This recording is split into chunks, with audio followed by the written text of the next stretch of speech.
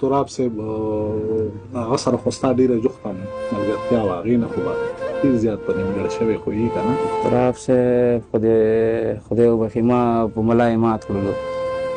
خفه په دې و چې په ملا مات شولو او خوشحاله په دې و چې تراب صاحب هغه ژوند د غیرت ژوند تېر کړ، د باتورۍ ژوند یې تېر کړ. په کار همداسې ده چې ژوند باید همداسې تېر شي، د بل په خوښیو تېر نه شي. او خپله بلکل ډېر مې وپوښتل چې ولې په څه باندې، خو تر اوسه مې پیدا نه کړې ځوابه. پښتون ولې له پښتونه وژل کېږي، خدای خلاص کړه زیاتې مونږ له دې عذابه. زه یې نه لولم تر ما یې مه راوړئ، زړه مې تور دی د ژوندون له دې کتابه. ترهګر او دهشتګر دې معرفي کړم چې راخور مې کړې په مخ باندې نقابه. لکه وږی خامار هېڅ نه مړېدلې، څه دې وخوړو بدرنګه انقلابه. د دې قام د پاسېدلو اذان وکړه، دا ویده نسل راپاسوه له خوابه. د شعر ژبه دې جاري ساته تر پایه، پام چې کمه یې ونه وی تر پنجابه. ستا د مرګ خبر دې نه راځي تر ما، په والله که یې زغملی شم ترابه.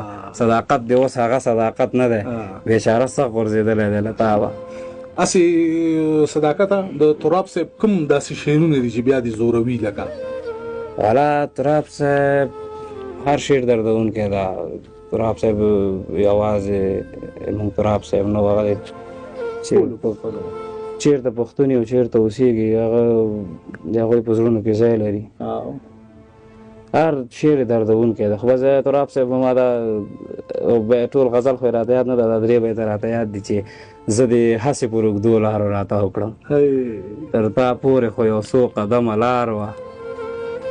زه د هسې پر اوږدو لارو راتاو کړم، تر تا پورې خو یو څو قدمه لار وه.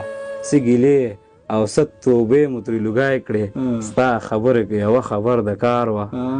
درمان لاله ځای بدل که خو خبره بدلوه مه، ځای بدل که خو خبره بدلوه مه. که تر تخته پورې لار وه، که تر دار وه، تر تخته پورې لار وه. تراب صاحب دې خدای وبخښي، هغه مې ډېر دروند و، خدای دې وبخښي. بس صداقته بل ګله دغه یو پوښتنه مې بله کوله، ستاسو مواد خو ښه کاپي به وي، اوس د کتاب د څه اراده شته؟ درمان لاله ما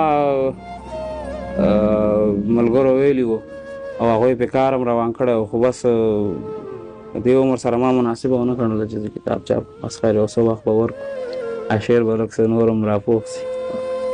دا خو ښه فیصله وه. زه خو ځان لم اکثر چې ملګري نه تپوس وکړي